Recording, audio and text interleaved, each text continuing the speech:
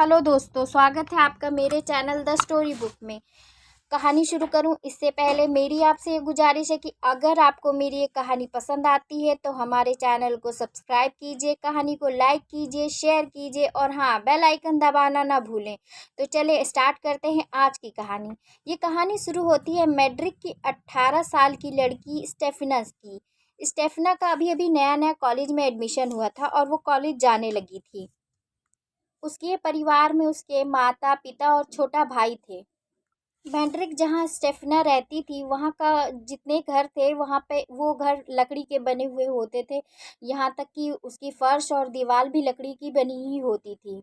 स्टेफना को कॉलेज जाते हुए कुछ महीने ही हुए थे कि स्टेफना के व्यवहार में बदलाव आने लगा। जैसे कि वो अपने छोटे भाई को देखकर गुर्राती, उसे मारने दौड़ती, अजीब अजीब सी आवाज़ें निकालती या फिस फिस अजीब सी आवाज़ें होती उसके मुंह से निकलती। वो उसके माँ बाप बड़े परेशान हो गए कि ऐसा कैसे हो गया, ये क्या कर रही है। उसके माँ माँ बाप कैथोलिक धर्म से थे और उन्होंने स्टेफना से ये सब बातें की कि आखिर क्या परेशानी है, क्या बात है, तुम ऐसा क्यों कर रही हो। तो स्टेफना ने बताया कि जब वो कुछ रात को सोती है तो उसे एक साया दिखाई देता है और फिर उसके बाद वो क्या कर रही है क्या नहीं कर रही है उसे कुछ याद नहीं रहता। यहाँ तक कि स्टेफना ने अपने घर की दीवारों को नाखून से खुरच डाला था। ये सब देख के उसके माँ बाप बड़े परेशान हो जाते हैं। वो जब स्टेफना का कमरा छानते हैं तो वहाँ पर उसे भूत प्रेत तंत्र मंत्र की किताबें मिलती हैं। उसके माँ बाप कुछ धार्मिक प्रवृत्ति के थे तो उन्हें ये सब अच्छा नहीं लगा और उन्होंने वो किताबें बाहर फेंक दी और स्टेफना को कहीं पादरी या कहीं चर्च ऐसी ऐसी जगह पर दिखाया, लेकिन सबने कहा वो ठीक है, उसे कुछ परेशानी नहीं है। फिर स्टेफना की तबीयत धीरे धीरे खराब होने लगी, यहाँ तक कि उसे अस्पताल में एडमिट कराना पड़ा। यहाँ डॉक्टरों को भी उसका समझ में नहीं आ रहा था कि क्या परेशानी है उसे। तो फिर ऐसा करते हुए 6 महीने हो गए और 6 महीने के बाद स्टेफना की डेथ हो गई। स्टेफना की मौत से उसकी माँ बाप बहुत आघात हुआ उन्हें। वो उन्होंने क्या किया कि स्टेफना का जो कमरा था उसे वैसे ही सजा के रखा जैसे स्टेफना अपने जीवन में रखती थी। वो घर पूरा ऐसे ही साफ सुथरा, चादर बदली हुई, मतलब एकदम साफ सुथराई से जैसे स्टेफना रहती थी उसी हिसाब से कि वो अभी बाहर गई है आएगी, इस हिसाब से वो कमरा ऐसे रखते थे। ये ऐसे चलता रहा, कमरा खोलते, साफ करते, फिर बंद कर देते। लेकिन 1 हफ्ते बाद उन्होंने महसूस किया जब वो कमरे में जाते थे तो कमरे में ठंड कुछ ज़्यादा बढ़ जाती थी और बाहर का मौसम नॉर्मल रहता था, लेकिन वो कमरे का मौसम ऐसा होता था कि बहुत ठंड होने लगी है या ऐसा कुछ। और उस कमरे का सारा फर्नीचर इधर-उधर होता था, किताबें, कॉपियाँ इधर-उधर पड़ी रहती थी, बेडशीट, गद्दे सब इधर-उधर पड़े रहते थे। तो उन्हें लगता था शायद ये कोई शैतानी कर रहा है, तो वो उतना ध्यान नहीं देते थे। लेकिन एक दिन कुछ ऐसा हुआ कि उन्हें सोचने पे मजबूर होना पड़ा कि आखिर ये क्या है। रात में स्टेफिना के कमरे से अजीब अजीब सी आवाज़ें आने लगी, घुर्राने की, चिल्लाने चीखने की और ये कहने की कि माँ मुझे बचा लो, मॉम मॉम, ऐसी आवाज़ें आने लगी। स्टेफना के माँ बाप बड़े परेशान हो गए। जब उन्होंने सुबह दरवाज़ा खोलकर देखा तो वहाँ की दीवारें पे फिर वैसे ही नाखून के निशान थे, खरोचने के निशान थे, बेडशीट इधर उधर पड़ी हुई थी, पूरा कमरा अस्त व्यस्त था। उन्होंने कमरे को साफ किया और फिर ताला वाला लगा दिया कमरे में। लेकिन अगली सुबह रात में फिर वही किस्सा, चिल्लाना चीखना यही सब, और अगली सुबह ताला भी कमरे का टूटा हुआ था। तो ये सब देख के उनके माँ बाप बड़े परेशान हुए, तो उन्होंने पड़ोसियों से बताया ये सब कि ऐसी ऐसी बात है। तो पड़ोसियों ने कहा कि हाँ, रात में आपके घर से हमें आवाज़ तो सुनाई देती है। तो उन्होंने कहा कि चलो हम भी देखते हैं। तो कुछ पड़ोसी उनके साथ रात को उन स्टेफना के कमरे में जब गए तो वहाँ भी उनके साथ भी ऐसा हुआ, इतनी ठंड और ठंडी हवा चलना हुआ शुरू हुआ, तबकि बाहर का मौसम सही था लेकिन अंदर उस कमरे में इतनी ठंड हो रही थी कि लोग कांप रहे थे।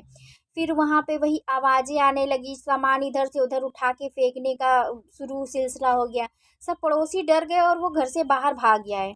ऐसा ही चलता रहा, लेकिन एक दिन स्टेफना के कॉलेज से उसकी कुछ टीचर्स उसके घर आईं। वो एक कैथोलिक चर्च का कॉलेज था, इसलिए वहाँ की टीचर सारी नन थीं। उसमें से एक नन ने बताया कि एक दिन जब वो कॉलेज में पीछे किसी काम से गईं तो उन्होंने स्टेफना को वहाँ पर देखा उसके साथ 3 और दोस्तें थीं। वो एक चौकोर बोर्ड लेकर उस पे एक गिलास उल्टा रखकर चारों एक-एक कोने में बैठी हुई थीं और चारों ने उस बोर्ड के एक-एक कोने पे अपनी उँगली रखी हुई थी। जब भी एक-एक लड़की उँगली गिलास के पास घुमाती थी, लेकिन जब स्टेफना की बारी आई और स्टेफना ने उँगली गिलास के पास घुमाई तो वो गिलास चलने लगा। इस पर टीचर ने बताया कि उन्हें बड़ा गुस्सा आया और उन्होंने वो आगे बढ़ के वो बोर्ड 2 टुकड़े में तोड़ दिया।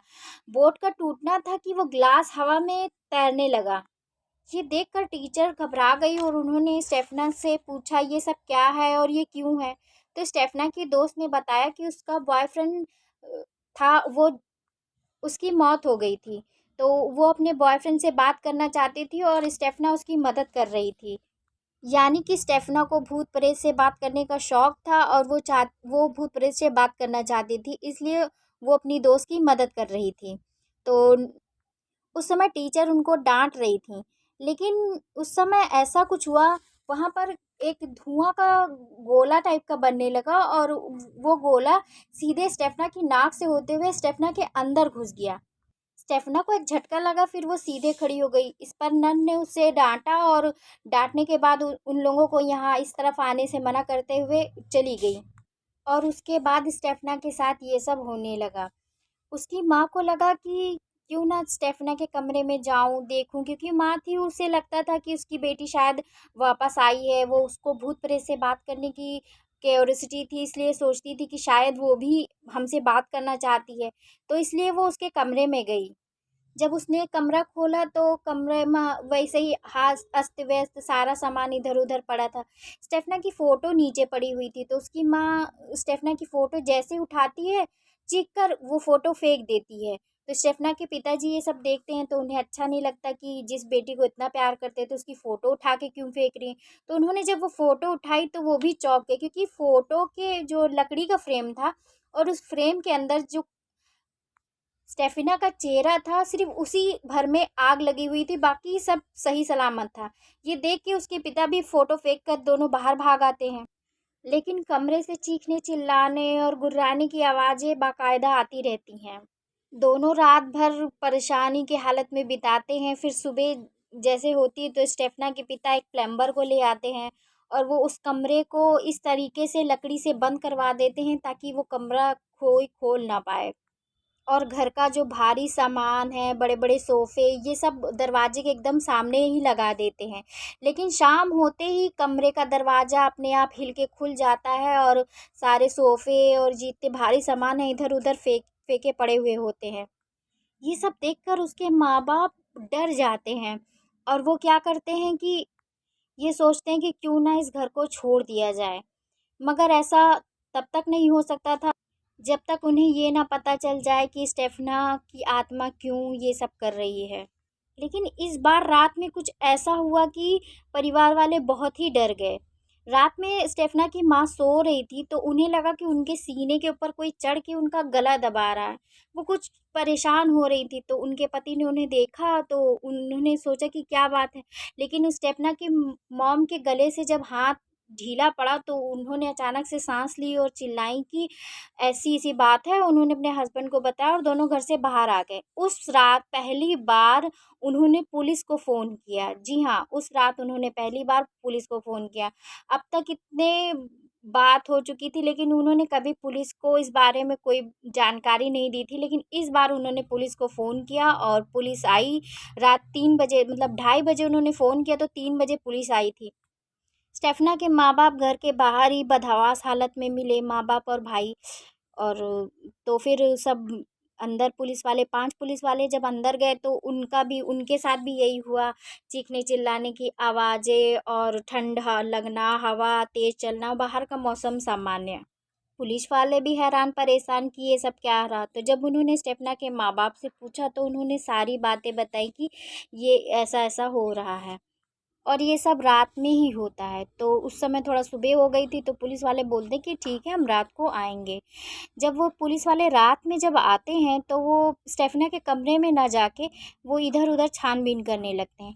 तो जब वो स्टेफना के छोटे भाई के कमरे में जाते हैं तो वो देखते हैं कि स्टेफना का छोटा भाई बेड पे तो लेटा है, लेकिन उसको कोई उछाल के इधर से उधर कर रहा है, मानो कोई फुटबॉल खेल रहा हो उसके साथ। ये सब देखकर पुलिस वाले भी डर जाते हैं। इधर जीसस की फ़ोटो भी उल्टी हो जाती है। तो पुलिस वाले बाहर आ जाते हैं और स्टेफना के माँ बाप से बोलते हैं कि वो तुरंत इस घर को खाली कर दें, क्योंकि रिपोर्ट तो जिंदों के बारे में लिखी जाती है, जो दिखाई नहीं दे रहा उसके बारे में क्या ही रिपोर्ट लिखेंगे। लेकिन पुलिस वालों ने अपने रिकॉर्ड में ये सारी बातें दर्ज की, बाकायदा चश्मदीद के गवाहों के साथ। ये सब बातें आज भी उनके रिकॉर्ड में है। माँ बाप तो घर छोड़ने का पहले ही मन बना चुके थे, तो उन्होंने भी ऐसा ही किया। उन्होंने तुरंत वो घर खाली कर दिया और दूसरी जगह घर लेकर रहने लगे। अब जहाँ वो रहते हैं, अब वो सही सलामत है, उन्हें ऐसा कुछ भी परेशानी नहीं हो रही है जो उस घर में होती थी। बाद में आगे चल के स्टेफना की इसी कहानी के ऊपर एक फिल्म बनी जिसका नाम है वोरोनिका। और वोरोनिका के बारे में ये चर्चित है कि आज तक उस फिल्म को कोई पूरा नहीं देख पाया है। तो दोस्तों, कैसी लगी आपको मेरी ये कहानी? मेरी कहानी अच्छी लगे तो कहानी को लाइक ज़रूर कीजिएगा। धन्यवाद।